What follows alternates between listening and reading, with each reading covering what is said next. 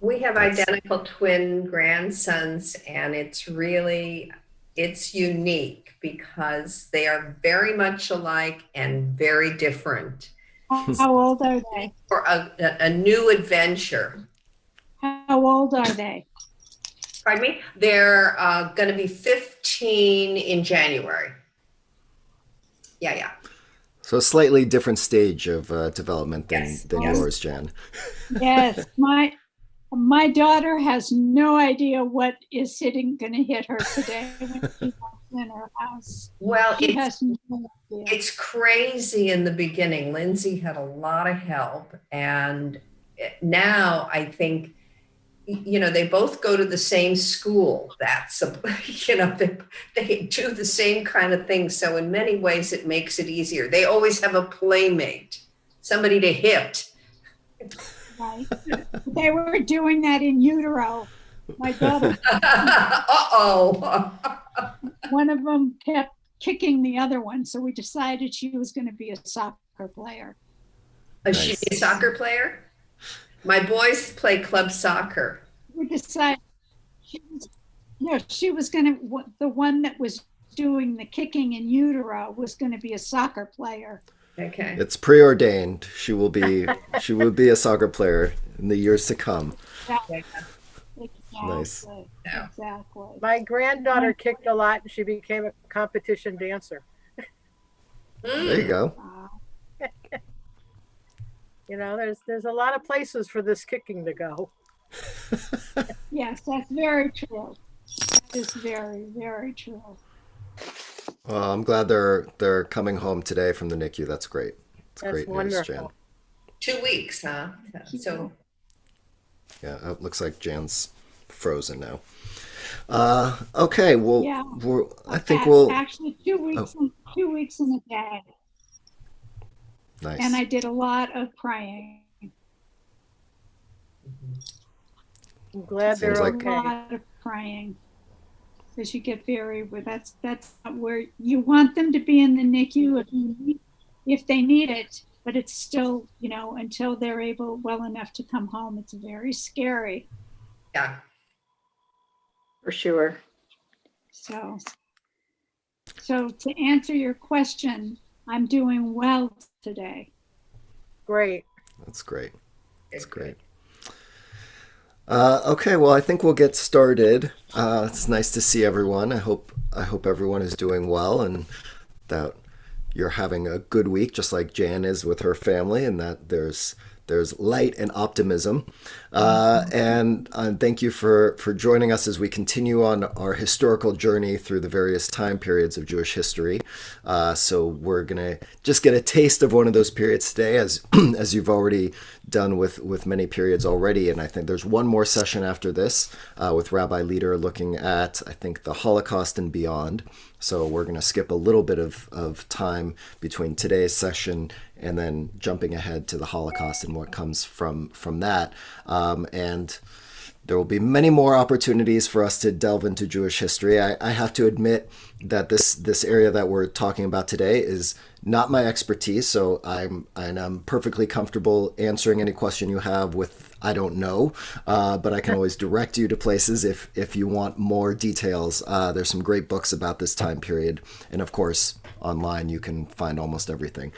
So today we're gonna delve into an interesting time period called the Jewish Enlightenment, or as it's known in the Jewish world, the Haskalah. So just before we get started, obviously, our Zoom protocol, you can see each other, you can be on screen, off screen, whatever is most comfortable to you. And we'll kind of go through this, and feel free to raise your hand if you have questions or want clarification on anything. And we're just going to talk about a few people and a few characteristics of this time period, and I think also then raise the question of the impact of this time period on modern Jews, especially modern liberal Jews, because there's a lot that happens in this time period that really has influenced the fact that we exist as Reform Jews, and kind of this time period served as a type of precursor to Reform Judaism. So that's why it's an important period for us to have a sense of. And then, of course, if you want to delve into it deeper, you'll have that opportunity. So first, since we're studying some Torah, the Torah of history, we'll do the blessing for engaging in the study of Torah. So Baruch atah Adonai Eloheinu melech haolam asher kiddushanu b'mitzvotav v'tzivanu la'asuk b'divrei Torah. Praise are you, Adonai, our God, ruler of the universe, who commands us to engage in the study of Torah. Amen. The Haskalah, the Jewish Enlightenment period. This was an ideological and social movement that really developed in Eastern Europe in the early 19th century, and then was active really until the rise of the Jewish national movement really in the 1880s. So it had a significant time period, but we're going to focus primarily on the earlier times of the Haskalah. Now, the term Haskalah, as opposed to just enlightenment, really comes from this word seichel, which means the intellect. So here it really is applying to this idea of an attraction. This period was really just like the general Enlightenment period, was a time of attraction towards the secular studies, that for the Jewish community who had been so embedded in studying Jewish texts, had been ghettoized, persecuted, and put off into one corner, not only of the cities, but just in one corner of kind of the intellectual stratosphere that exists of the time, that the Enlightenment, the Haskalah, was a time in which now Jews were beginning to become exposed to all the other Enlightenment types of ideas and concepts that the non-Jewish world had been exposed to. So secular learning was now going to take off. So that's what we're really going to look at, is this transformation from the purely Jewish frame of mind to what does it mean for the Jewish community to start to expand into a secular worldview. So the people, and we might use this term as we go through it, it was called the Haskalah, but those who were followers of this time period and who were ardent supporters of the Haskalah were called the Maskilim, the wise people. And so the Maskil is one of the people, or the Maskilim is the plural. So really this was an extension, as I said, of the European Enlightenment, and was a way in which the political status of the Jews began to shift, and where those of the Haskalah wanted to see new possibilities for the economic, social, and cultural integration of the Jewish community into the secular world. So that's really what's going on at this time. Now, beginning at the turn of the 18th century, most European Jews, as I mentioned, lived in these restricted settlements, these urban ghettos, isolated from the surrounding dominant Christian society, and even isolated in terms of custom and dress and language. But by the end of that century, there are these upward mobile Jews, some of them, not the ones who were poor, but those who had exposure and opportunity to get some of an education, started to trim their beards, started to assimilate a little bit more. And while the non-Jewish community was exposed to the Bible through Christianity and understood the Bible, what was specific to the Jewish community was their study of Talmud. And Talmud was seen as this piece of literature and this textual pedagogy where Jews was a purely Jewish thing. And so for those who wanted to start to expand into the secular world, if you're studying Talmud, you're studying something that no one else in the secular world and the non-Jewish world can understand or connect to. And so part of one of the most significant parts of this Haskalah period is the slow decline of Talmudic studies for those who were not Orthodox Jews, those who decided that they wanted to start to make this transition into the secular world. Talmud started to fall off because, again, that was something that was purely just for the Jews. And if you want to assimilate, you're not going to focus so much on the Talmud. You need to shift your focus towards the Bible and the Torah itself. And so we'll talk about one of the most significant characters and figures of this time period in a little bit, and the way in which he used the Bible and transitioned the Jewish community away from Talmud study and more focused on the Bible itself. Because of the Haskalah, modernity was really seen as this challenge for the Jewish minority, because it raised these questions, these really important questions that I think actually still to this day we struggle with, which is, how do you maintain a traditional way of life and decisions about your values, but how do you do that at the same time of trying to be a part of a greater society? Is it possible to do that? And how do you modernize into society while maintaining your tradition? Is it possible to do?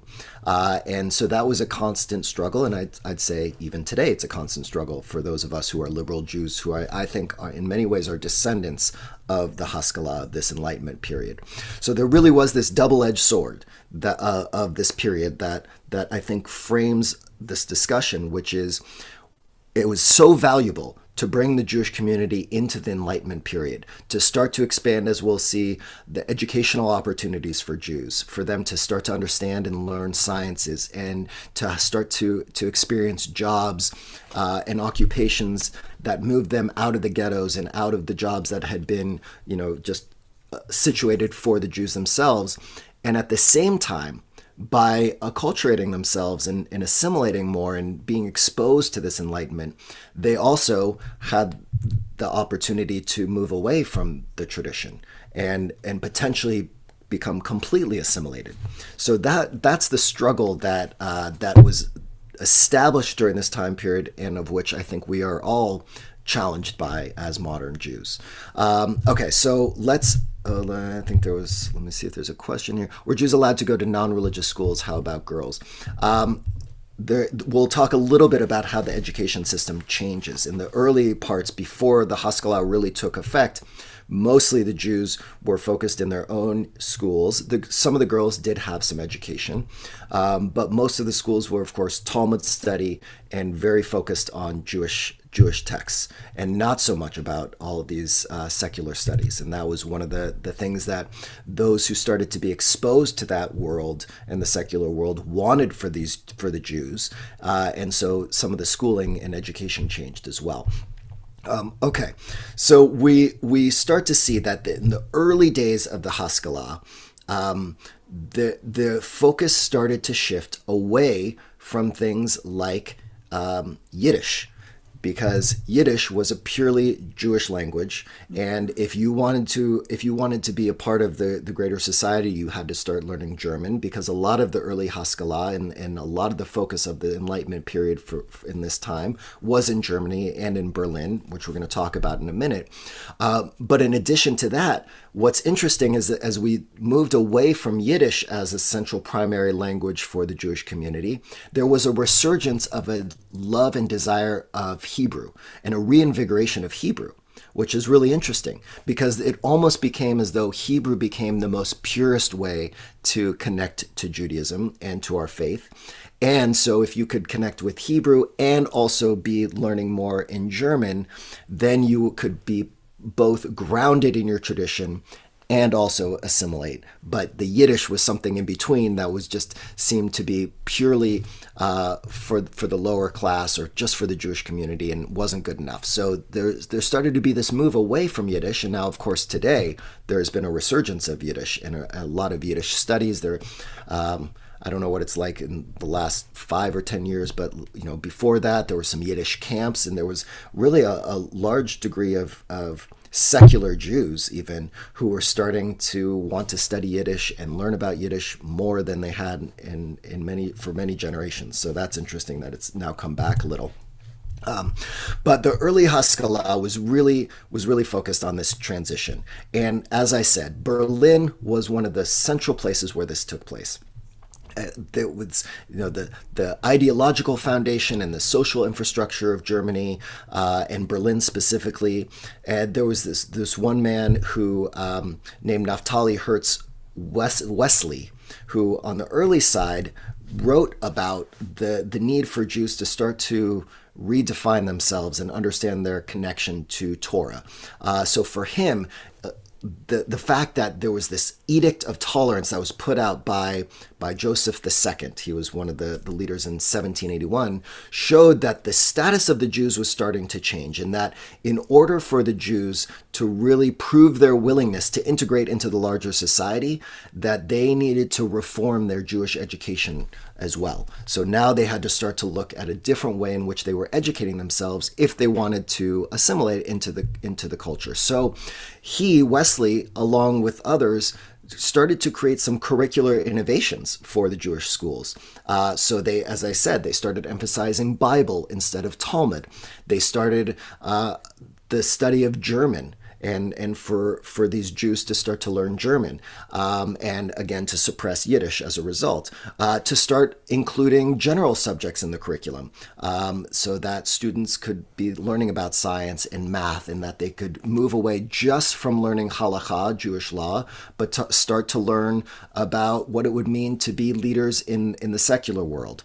Now, the most famous of these characters and of the Haskalah is Moses Mendelssohn. So I want to spend a little time talking about him because he is the main character. He's not, of course, the only, there are some who have put him as the only product of the Haskalah period and the leader of that. He's not the only one, but he is the most well-known, and he was very influential during this time period.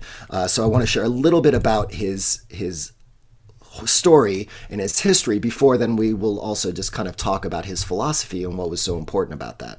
So he was born in 1729, and he was the son of a poor man, this poor merchant family in the town of Dessau, which was in Prussia.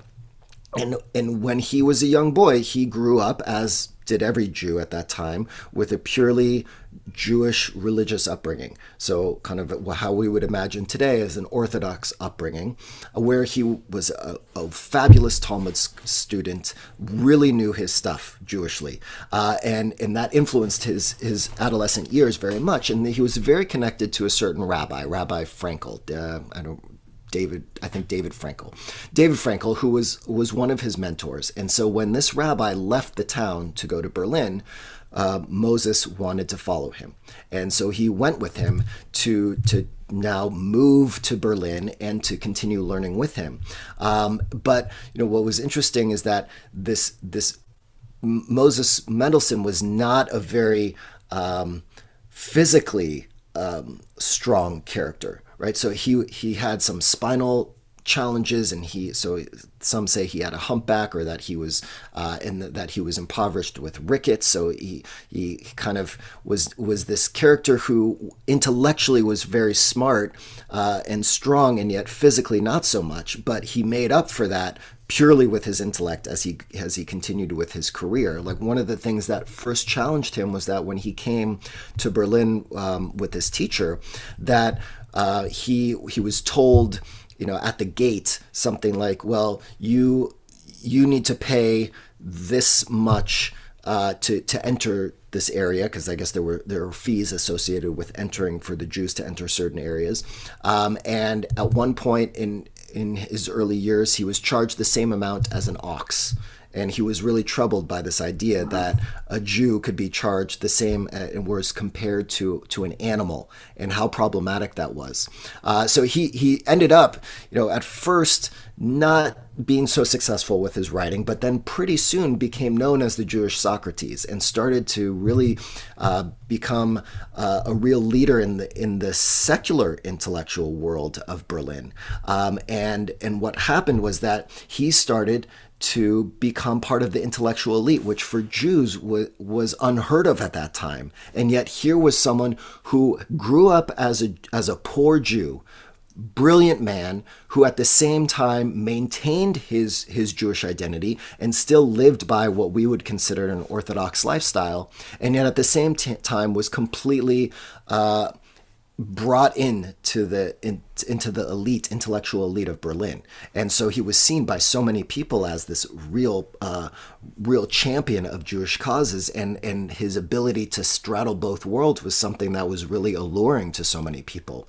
One little interesting fact is that while his life is not so much up for too much of a debate, what's interesting is he had 6 children, and of his 6 children, only 2 of them did not convert to Christianity, and he had no Jewish grandchildren.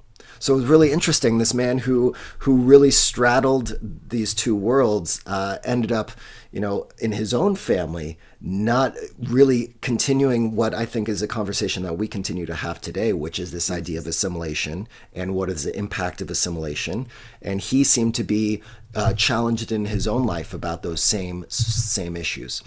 So one of the things that he really focused on was the Yiddish. He called it jargon. He viewed it as this crude and corrupt, German and Hebrew combination, and he thought it was not the way to go at all. So one of the most important texts that he published, because he published a lot of things, but one of the most important things was that he wrote a German translation of the Torah. And transliterated basically the Torah into German. Now, this went on to have many different publications. It became the text that observant Jews who wanted to start to integrate into secular society, everyone would have a copy of Mendelssohn's German translation of the Bible, because this was the way that these Jews could start to learn German and also could stay connected to their tradition as they started to expand into the secular world. So it was, if you think about now, modern commentaries and how we engage in Torah, right? Most of us are not studying the Hebrew of the Torah. We're looking at the English translation, and how many people in the modern world have been able to be exposed to Torah in a way that they wouldn't have otherwise. Moses Mendelssohn really helped to create the trend for that, so that people could use the language of their home countries as a way of delving into the tradition. So that was a really important piece in not only his own development, but also for Jews to start to access Judaism in a different way, and for those who were already knowledgeable, for them to start to trickle into the secular world, and for those who weren't so knowledgeable, for them to still maintain some connection to their Jewish faith. Talia. Did he have a committee or advisors or anyone else to help guide that translation? Because it gives him an awful lot of power in the translation. Yes, good question. He worked with one person. I'm blanking on his name right now. So they did work together, and it took a long time for him to work on this. So there were 2 people. There was him and one other person who really were focused on this. And you're right, it does give him a lot of power. And at the same time, at the time, he was one of the few who was willing to do that, or had the capacity to do that intellectually and financially, to be able to go through that. And what then went on is he took that to the next level, also with the help of this other person. I'm sorry, I forget the name, where they also then wrote a commentary on the Torah. So just like we study Torah, and you don't just study the translation itself, but you start to look at the commentary and what commentators have to say, he also created that as well. So he was developing yet another layer of Torah commentary and intellectual insight into the Torah for people in their vernacular, which was really, really important. So he became really a representative of taking Judaism in a whole new direction for the broader public. And he was the first one who really helped raise the question of the validity of this tradition for people, and especially even for non-Jews who could now access it in a different way. And then he wrote another really significant piece in 1783, and it was called Jerusalem, on religious power and Judaism. And I'm going to share just a couple of clips of that in a minute. But this was really kind of a political statement. He kind of uses Judaism as a religion, but to try and politically set up this idea that if you could still be a faithful Jew and adhere to the rituals and the commandments of the tradition, and you could also be a part of the greater society. And that Judaism itself was not that the way in which the Jewish tradition looks at itself, in contrast to Christianity, was that it's not a dogmatic religion. That that faith is something that is developed by the individual, as opposed to you have to believe certain things in order to be a part of the religion.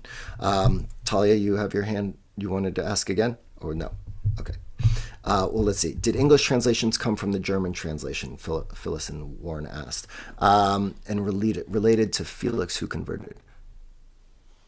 Okay. Sukasa, I don't know what you're referring to in terms of Phyllis and Warren. Did English translations come from the German translation? Some of them, but also there were others who, there's a whole, we could do a whole class just on commentaries, on the development of commentaries, but there's a whole range of commentaries. So some of them are written in English, some of them have been translated. Of course, there are many modern commentaries that originally are written in English. But this, I don't know the exact history, but from what I understand, Moses Mendelssohn's translation is part of a growing trend that you could start to have translations of the Torah and commentaries of the Torah in a variety of languages, not just in Hebrew or not just in Yiddish. Sukasa, what was your question related to? Felix Mendelssohn was the grandson of Moses Mendelssohn. Felix Mendelssohn, the composer, who also converted. Mm-hmm. So they were related. I looked it up on Google. There you go. See? Google has it all. Okay, so what I want to share just a few of the quotes from this book. One which is more specifically about the philosophy that he's referring to, and then another piece which I just thought was interesting, which is kind of him going off on a tangent, but an interesting tangent, I thought. So first we have this one. Okay. So again, this is from this book, Jerusalem. Whenever the topic is the eternal truths of reason, the talk is not of believing, but of understanding and knowing. He quotes Deuteronomy, in order that you may know that the eternal is the true God, and there is none beside him. Therefore, know and take it to heart that the Lord alone is God in heaven and above and on earth below, and there is none else. Hear, O Israel, the eternal our God is a unique eternal being. Nowhere does Scripture say, believe, O Israel, and you will be blessed. Do not doubt, O Israel, or this or that punishment will befall you. Commandment and prohibition, reward and punishment are only for actions, acts of commission and omission that are subject to a man's will and are guided by ideas of good and evil, and therefore also by hope and fear. In other words, the Torah is not commanding you to believe a certain way, right? Nowhere does it say, believe, O Israel, and that if you don't believe, certain things are happening. It's really that commandments and mitzvot laid out in the Torah are specifically about how you act in the world, that it's about your actions, less about how you think, right? And this is something that as modern Jews, we take very seriously. It's something that, I share sometimes in this idea that you can think whatever you want, but it's how you act that matters, right? And so Moses Mendelssohn is really taking this idea. In contrast with that, belief and doubt, assent and opposition are determined not by our faculty of desire, by our wishes and longings, or by fear and hope, but by our knowledge of truth and untruth. So ancient Judaism has no symbolic books, no articles of faith. No one has to swear to symbols or subscribe under oath to certain articles of faith. Indeed, we have no concept of so-called religious oaths, and the spirit of true Judaism makes us hold them to be invalid. Maimonides was the first to think of reducing the religion of his fathers to a set of principles. Okay, so again, he's reiterating this fact and trying to show that unlike other traditions and religions, that there is not a dogmatic understanding of Judaism, that we don't have these religious oaths or certain articles of faith that are necessary in order to be considered Jewish and to maintain your Jewish connection, right? This is reinforcing the idea that you can be Jewish and struggle with the idea of God, right? And that doesn't kick you out of our religion, that you can still maintain that, and that your actions in the world, and you can still maintain a connection to the mitzvot and the commandedness that God gives us, and see that as part of what we're supposed to do in the world, but that these other parts of the dogmatic side of things have no peace within Judaism. So that's one piece. Then also, I just thought this was interesting. He then goes off on this tangent, which I thought was interesting, which is, we teach and instruct one another only through writings. We learn to know nature and man only from writings. We work and relax, edify and amuse ourselves through scribbling. The preacher doesn't talk to his congregation. He reads or recites to it something he has written. The teacher reads his written lectures from the podium. Everything is dead letter. The spirit of living conversation has vanished. We express our love and anger in letters, quarrel and become reconciled in letters. All our personal relations are by correspondence. And when we get together, we know of no other entertainment than playing or reading aloud. This has brought it about that man has almost lost his value for his fellow man. We don't try to meet with the wise man because he finds his wisdom in his writings. If we think he still hasn't published enough, all we do is encourage him to write.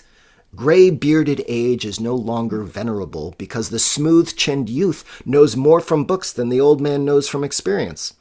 Understands it or misunderstands it, it doesn't matter. It's enough that he knows it, has it on the tip of his tongue, and can offload it more boldly than can the honest old man who may have the ideas rather than the words at his command. We no longer understand how the prophet could have thought it such a shocking evil for a youth to look down on an old man, or how a certain Greek could prophesy the downfall of the state because a mischievous youngster had made fun of an old man in public. We don't need the man of experience. We need only his writings. In short, we are literati, man of letters. Our whole being depends on letters, and we can scarcely comprehend how a mortal man can, bookless, educate and perfect himself. In ancient times, things were different. Perhaps not better, but different. Man was more necessary to man. Teaching was more closely connected with life. Contemplation more intimately bound up with action. The beginner had to follow in the footsteps of the experienced man, the student in those of his teacher. He had to seek his company, to observe him, to sound him out, so to speak, if you wanted to satisfy his thirst for knowledge. To be clear about how this affected religion and morals, I must again permit myself a digression. My subject matter borders on so many others that I can't always keep to the main road, avoiding detours, but I'll soon get back on track. Okay?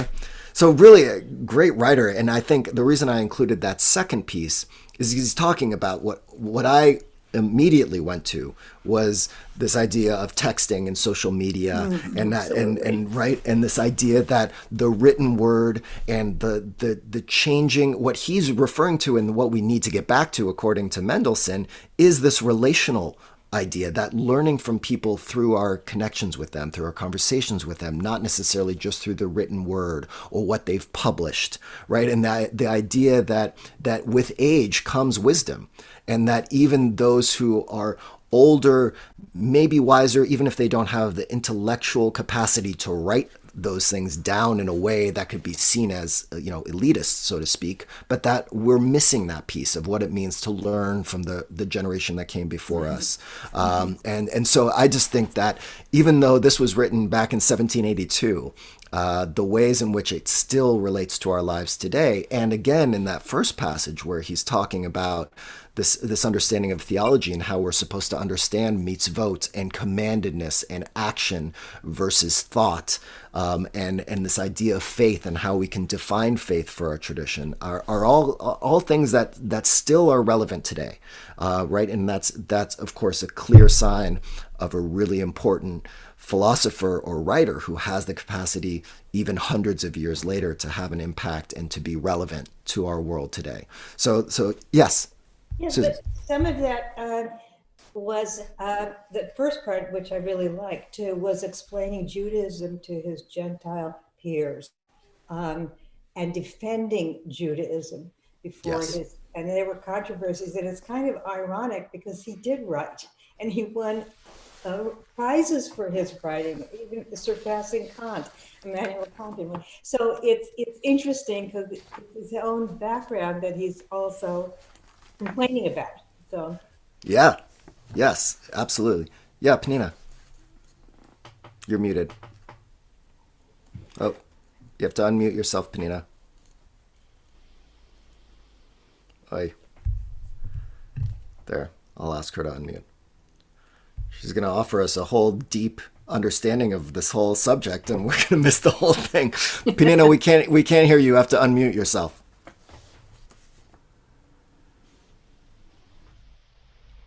is that There we okay go. now? Now start again, please. So I'm repeating. I am wondering, was the Ten Commandments not enough? I mean, how do they relate to the Ten Commandments when they start saying that written isn't enough? Or experience of what happened as a result of the Ten Commandments in the Jewish world was not enough? Isn't it more like to try to copy the people, the societies around them to fit in? It's a question in my mind. I mean, those were the basics, and those were stuff that you learn from not doing, right? Lo tirtzach, lo tin'af, lo tignov. Wasn't that enough as a base? What is it people needed to change in these 10 commandments or to add to it to make it really work for them? I'm wondering. Yeah, good question.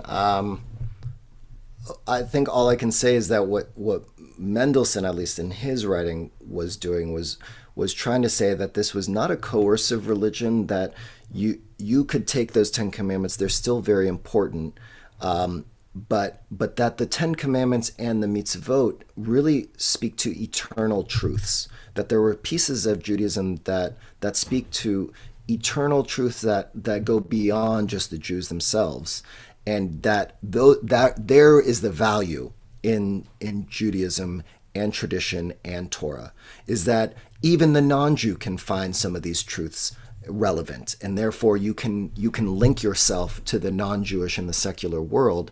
Got it. Through that. Okay. My great-grandfather is in the Encyclopedia Judaica. His name was Isaac de Botton. You can look it up.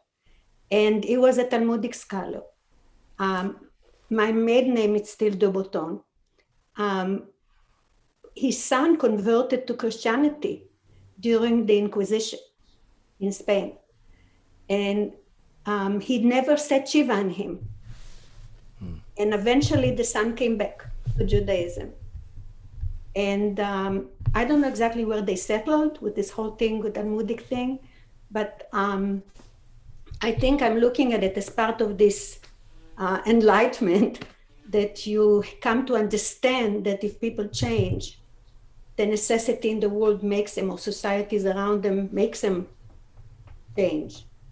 But the truth and the origin remains there because the son came back and he never set shiva on him. That's Wow. it. That's a fascinating story. Do you mind writing your great-great-great-grandfather's name in the chat so we can all have access to that? Isaac, in Hebrew, Yitzchak. Yitzchak, okay, Isaac. D-E-B-O-T-O-N, like Talia spells it, Talia Botton. Okay, great. Yeah, Miriam. To speak to Panina's question, you say, isn't the Ten Commandments enough? Apparently, it's not enough, because how do you get the learned? How do you get these things that people are not privileged enough to learn, to have a Jewish education, to go to the Tanakh, to study Gemara, to study Mishnah? How do you get it to the people, to the general people? And so that's why whatever we do is not enough. Look what we're doing. Rabbi Nickerson will have the honor, the kavod for the rest of his life. And I say it seriously because he is in the process of bringing all these fantastic teachings that we have. He is at this very moment in the process of giving it to others.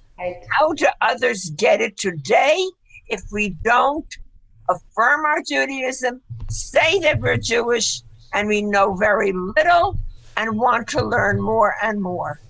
You learned, and so you assume that other Jews have learned, but the majority, I agree. The majority have absolutely not.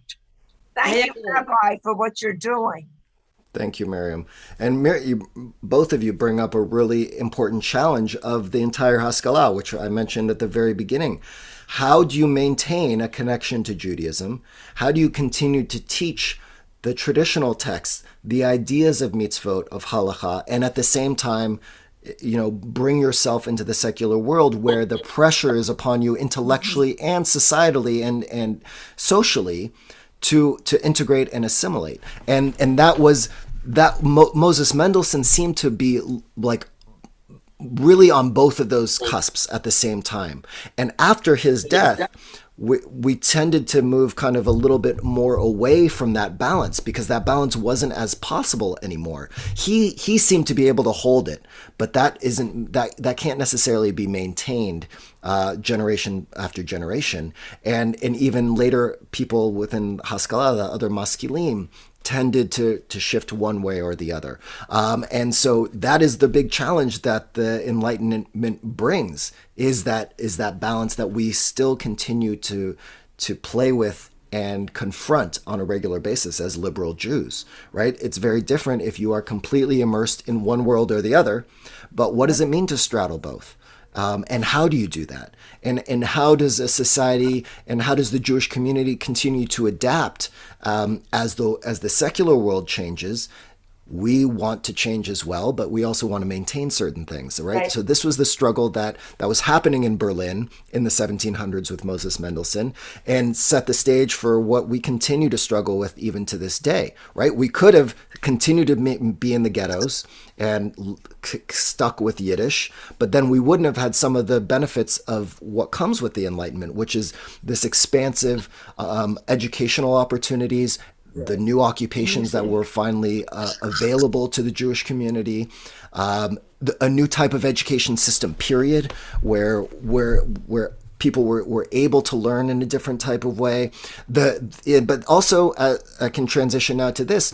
Hasidism was also coming to the fore during this period, and the maskilim and the Hasidim were really against one another. And the maskilim, those who followed the Enlightenment, really were out to confront and almost try and destroy Hasidism and the Hasidic community, but in a fascinating way. In order for them, because they would write these plays. There was one man in particular, Joseph Pearl, I think is his name, who wrote these satires about the Hasidic community and really was rough on them. But of course, if you are going to attack a community and do so at the real core of who they are, you have to actually know what they're about and study them, right? So all these maskilim had to actually spend a lot of time understanding the Hasidic community in order to then attack it, right? Which I would say is different necessarily from today's world, in which we tend to attack one another without having a deep understanding of the other perspective. So at least if you're going to attack, it's good to go in depth and to understand where they're coming from.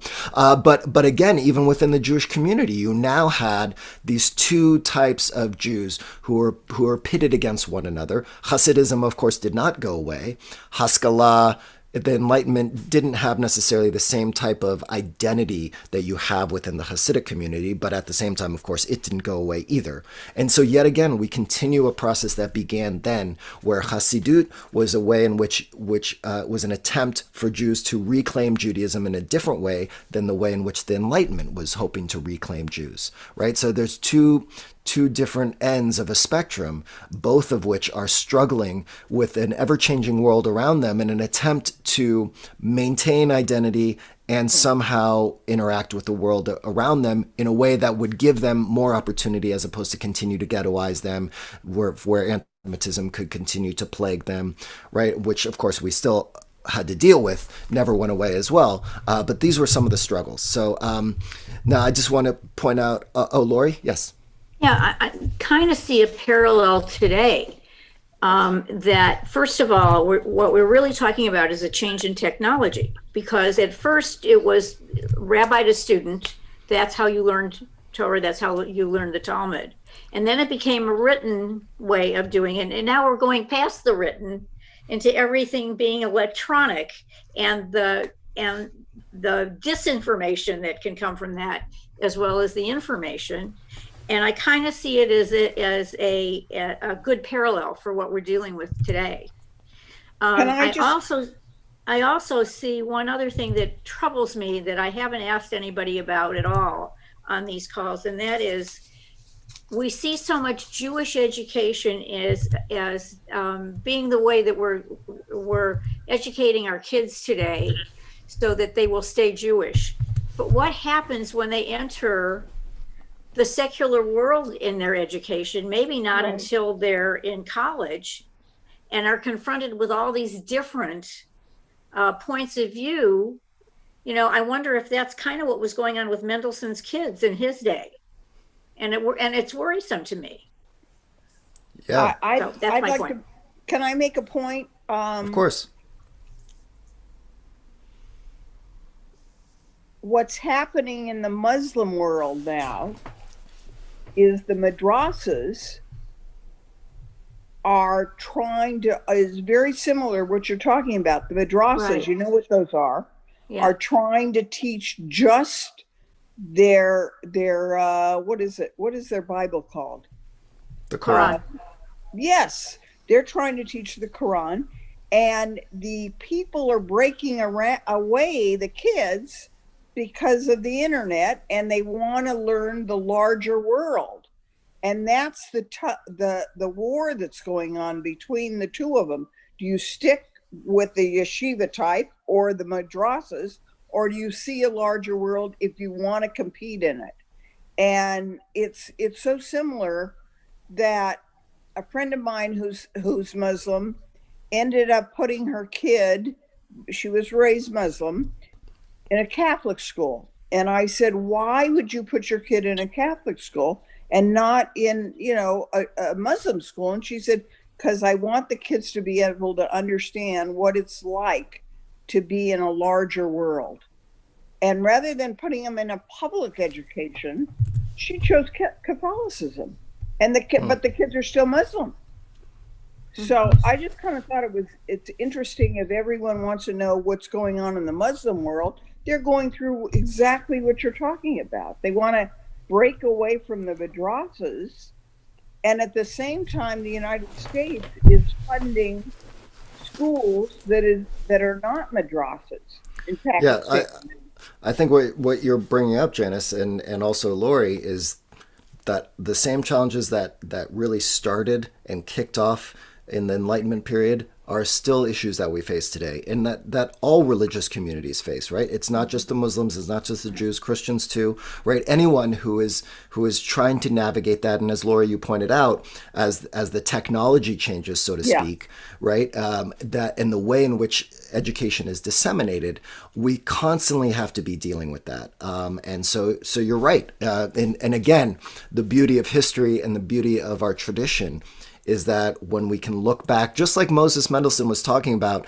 how we have to continue to look at our elders and learn from them, from the wisdom, right? History for Jews has always played that same role. It's as if history is that aged old man or woman who can teach us these lessons, that if we can hold on to them, not only can we try and shift the future into a better future, but we can also understand what got us here and have a little bit of clarity on kind of the complexity of the world in which we're living. I just want to turn to Jeff, and then I want to then move to a wrap up where I can talk a little bit about some of the other pieces before we conclude. Go ahead, Jeff. You're muted. You have to unmute yourself. Yep, got it. Thank you.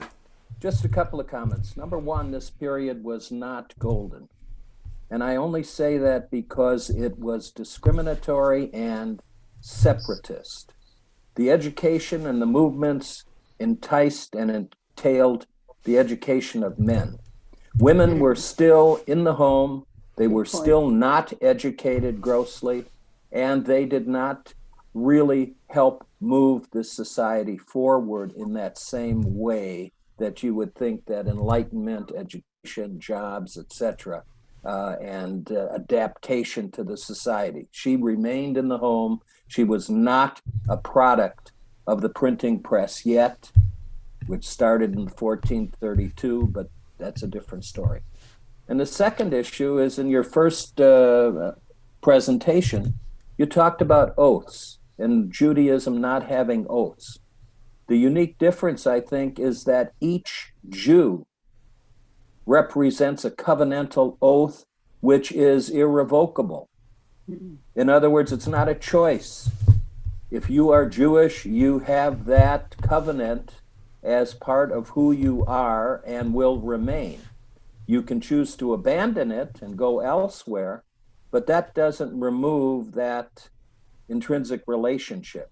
In other words, Christianity may make oaths, I want to do this, I'm that, I'm the other thing. But by covenant, you have chosen. You have stated, I will do, and I am what I am. So that I think Jews represent a unique difference between everyone else when it becomes the discussion of religious tenets, texts, and choices. And the last comment is, all three great religions that stem, we hope, from Abraham shouldn't be interested only in labels. If you compare the ethics, the morality, and the chosen behaviors that they consider valuable, if religions just concentrated on teaching that alone, without the rights that they cherish so much, I think that there would be universal ethical growth across All right, thank you, the Jeff. world. Appreciate Can I it. just say one thing about the Enlightenment? That's a time when women actually weren't suppressed as well, more so in France. And women controlled the salons where they brought intellects together. And there were names given to these various, of the women, given to the various salons. And they had some in Germany too. But it was, they called this a great feminine period. Yeah, and actually, also the Muscalim in the late 1700s also started to shift educational opportunities for girls. Up until that point, usually wealthy girls were educated by private tutors in their home. But what happened is that the Muscalim started to establish schools for poorer girls in certain cities. So that there was the start of an expansion of educational opportunities for women, as well as new school systems that were also created partly because of some of the anti-Semitic decrees of the governments that said if you study Talmud or you're getting a narrow Jewish education, you're not going to be allowed certain things. And so as a response, the Muscalim set up schools that allowed for the teaching of science, removed Talmud from the educational curriculum, that would allow these Jews to start to have access to certain things in society that they wouldn't have had otherwise. So just a few more things, and then I know, Miriam, you have your hand up, so we'll get to you. I just want to touch on a few last points before we wrap up. So in addition to these educational reforms, as I said, the move away from Yiddish led to a resurgence of Hebrew. So by the end of the 17th century, wealthy Jews in Germany, they were being taught German and French, but they also now started to speak Hebrew, and particularly biblical Hebrew. And so Mendelssohn, of course, wrote that commentary on the Bible, and then there were all these the poems and other writings and literature that were started to be written in Hebrew. And so this new kind of array of Hebrew literature started to arise from the Maskilim, right? So even as they were trying to assimilate in some ways, they were maintaining their connection to the true language of the Jewish people. And so novels were set in Palestine with Jews as the heroines and the lovers and the villains, and then they turned to all kinds of other subjects, but they eventually, of course, then turned to Zionism. So Jewish nationalism comes later on as a result, in many ways, of the Haskalah period, where this resurgence of both Hebrew as a language and this idea of a national homeland start to come through. Like Shalom Aleichem and Ayal Peretz were authors during the Haskalah who helped do that. And then lastly, these jobs, as I talked about, these occupations, not only were they limited now to Jewish professions, but they moved into commercial jobs. And they thought that this movement, the Maskilim at least thought, would help Jews to improve their character and their standing within secular society, and in many ways it did do that. So this period was not, true to Jeff's point, it was not a golden age, right? And it wasn't like everything was completely transformed overnight. But we are still dealing with the impact of this time period, right? And we are all products of that in many ways as liberal Jews, and the fact that we now, as the majority of the Jewish community, really does straddle the secular and the religious world, and we attempt to continue to do that on a regular basis. Really, that really came out of this period of the Haskalah, and it wasn't just in Berlin. It happened in Galicia and Russia, right? There are a lot of places that this started to occur around that time period. We just touched on a little bit today, but an important period for all of us to be aware of. And of course, you can go and Google away to find out more information about some of these characters that we talked about today, and to go more in depth with any of this. But Miriam, I want to make sure we can listen to your question or comment. You're muted though.